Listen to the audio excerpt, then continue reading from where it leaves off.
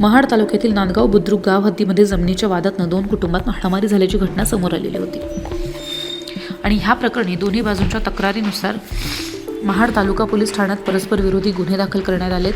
या माहितीनुसार सुरेश गोपीनाथ इंगळे यांनी नांदगाव बुद्रुक गावातील गट क्रमांक 269 मधील जमीन मार्च 2024 मध्ये भूमी अभिलेख कार्यालयाकडून मोजून घेतलेली होती।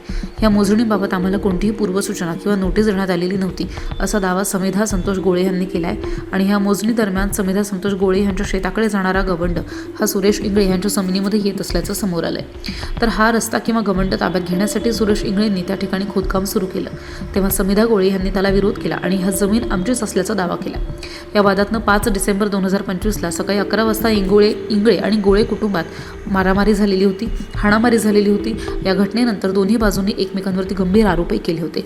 यात एका बाजूने दुसऱ्या बाजूवरती जीवे मारण्याचे आरोप करण्यात आलेले होते, पण हे आरोप संबंधित पक्षाकडून नंतर स्पष्टपणे फेटाळून लावण्यात आलेत आणि ह्या आरोपांचं खंडनही करण्यात आले।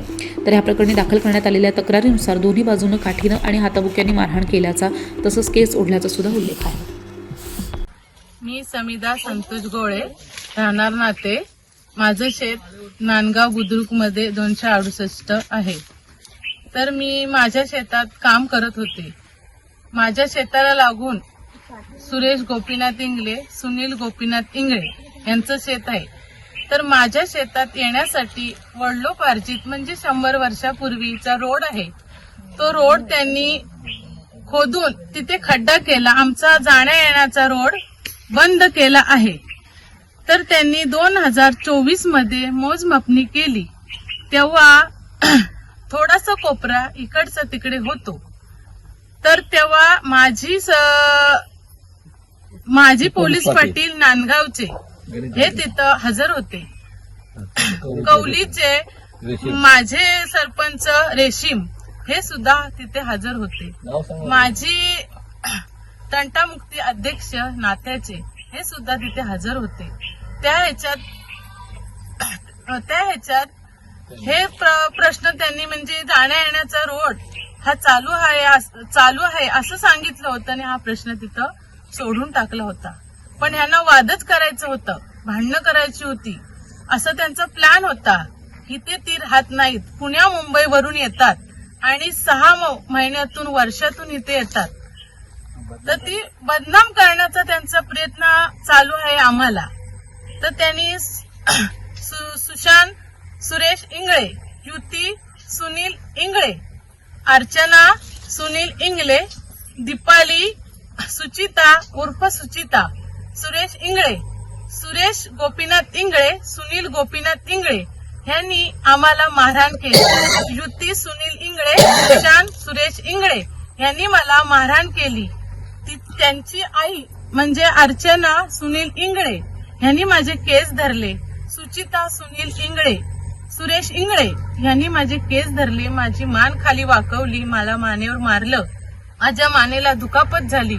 सुरेश गोपीनाथ इंगळे यांनी माझ्या दोन्ही मुलांना मारहाण केली आणि मला मारलं।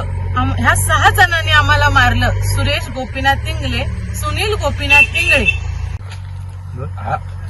सुरेश गोपीनाथ इंगळे आणि काय त्याचं नाव सुनील गोपीनाथ इंगळे हे पुण्याला वगैरे राहतात, पुणा मुंबई। त्यांचं शेत हे आमच्या शेताला लागूनच आहे आणि आमच्या शेतामध्ये जाण्याचा गाडीचा रस्ता 100 वर्षापूर्वीचा आहे आणि तो अजूनही चालूच आहे।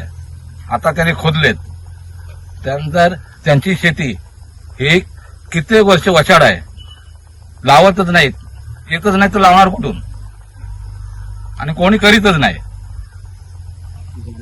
जाणून बुजून आम्हाला त्रास देण्याचा हा त्यांचा डाव आहे, सगळा बदनामी करण्याचा त्यांचा विचार आहे। मी सदाशिव बिपू गोळे, माझं शेत नांदगाव बुद्रुक मध्ये 268 आहे। मी आणि माझा भाऊ यांनी दोघांनी समजवायचा प्रयत्न केला। त्यांना समजून सांगितलं की बाबांनो, तुम्ही मारामार करू पण नका आणि हे जे रस्ता खोदताय हा चुकीचा आहे। तुम्ही आमचा 100 वर्ष वडिलोपार्जित रस्ता आहे। आता माझं वय जवळजवळ 64 आहे, माझ्या भावाचं 72 आहे। एवढे दोघं भाव सांगून त्यांना तरी ते ऐकत नाहीत। आणि आम्ही नंतर जरा बाहेर गेलो होतो, म्हणजे वाड्याकडे गेलो. तेवढ्या त्या माझी बारकी भाऊजाई हिला मारहाण केलं त्यांनी. ही मारहाण करत असताना माझी ही 2 पुतणी धावत आली. त्यांनी सोडवायचा प्रयत्न केला तरी त्यांना पण ऐकत नव्हते.